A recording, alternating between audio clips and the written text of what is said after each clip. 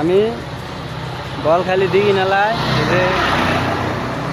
এই যে গাড়িটা এটাতে লোয়া টোয়াই, এই যে এসকারাবের গাড়ি লোয়া টোয়াই। তো এই গাড়িটাতে আসলে মূলত এই যে গ্যারেজ, এই পাশে গ্যারেজ সব, তো এগুলাতে লোয়া টোকাইতে আইছিলাম। তো গ্যারেজওয়ালা ভাইরা কইতেছে যে দোকান যাবো না, গ্যারেজের লোয়া নাকি অনেক ইয়া।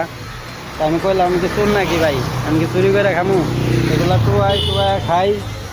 তো কইতাছে যে না এগুলা নেক্সট টাইম আয়ো না গ্যারেজ, এগুলাতে টোকান যাবেন। তাই আমি বললাম যে এখানে তো আর স্বর্ণরূপা নিতাম না, টুয়া লুয়াই নিম। তো বললো যে না নেওয়া লাগবো না এগুলো, আমরা তার যে সমস্যা নেই পরে থাক।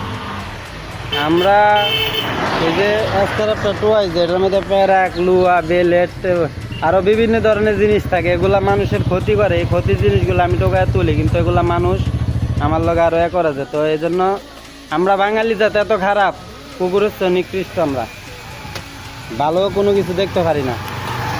আমরা বাঙালি যাতে এত খারাপ, রাস্তা থেকে কুড়ালো আনিতেছি, এটাও হ্যাঁ ঘিনা লাগতেছে বলে।